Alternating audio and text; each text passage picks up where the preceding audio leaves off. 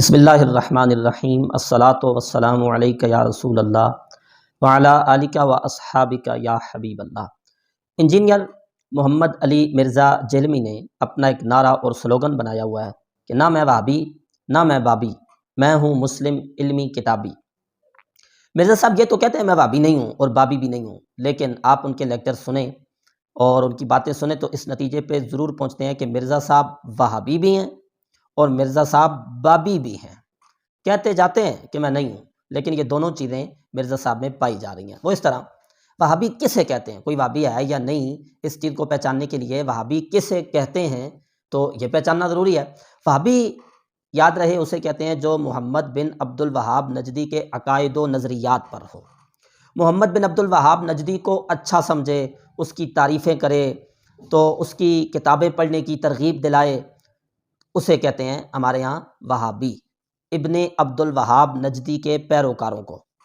یہ انجینئر مرزا کہتا تو ہے میں وہابی نہیں ہوں، لیکن ابن عبد الوہاب نجدی کو یہ مصلح اور مجدد مانتا ہے اور تعریفوں کے پل باندھتا ہے۔ کہتا ہے جی ان کی کتابوں کی تعریف کرتے ہوئے کہتا ہے کہ ان کی جو کتاب التوحید ہے نا، ابن عبد الوہاب نجدی کی کتاب التوحید، اس کو مرزا 24 کیرٹ سونا کہتا ہے۔ کتاب التوحید ان کی کتاب ہے جو اکثر مشہور کیا ہے تقویۃ الایمان اس کا ترجمہ ہے، نہیں سر وہ لادہ سے کتاب ہے۔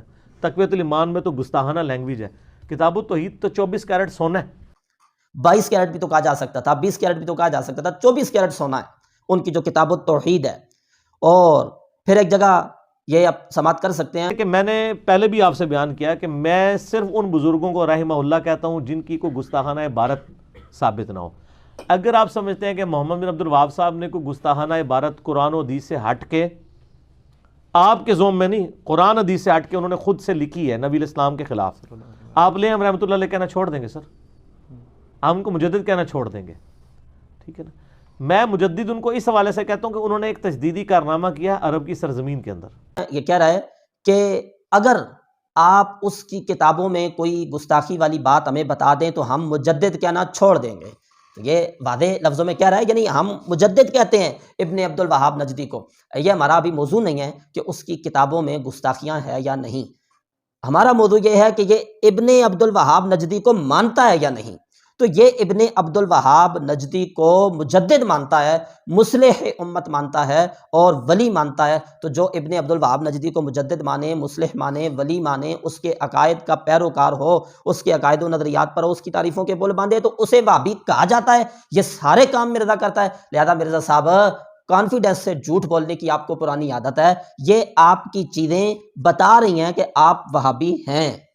جو وہابی جو ہے نا مکتب فکر کا بانی ہے، اس کو آپ مجدد مان رہے ہیں تو آپ وہابی ہیں۔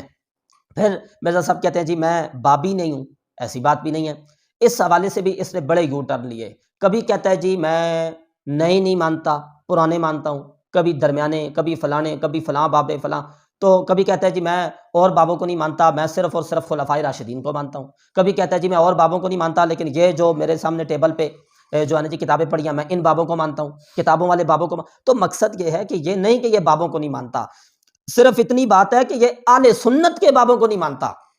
تو یہی تو جھگڑا ہے، یہی تو مسئلہ ہے کہ آپ دوسروں کو یہ کہتے ہیں کہ یہ بابی ہیں، آپ بھی بابی ہیں۔ یہ جو آپ کہتے ہیں نا نہ میں بابی نہ میں بابی، تو یہ آپ انکار اہل سنت کے صوفیاء کا، اولیاء کرام کا، ائمہ کا، محدثین کا، مجتہدین کا انکار کرتے ہیں بابا کہہ کر، ورنہ مطلقاً آپ بھی یہ نہیں کہہ سکتے کہ میں کسی بابے کو نہیں مانتا۔ امام بخاری بھی تو ایک بابا ہی ہے نا، امام مسلم بھی انسان ہے نا، تو وہ بھی تو بابا ہی ہیں۔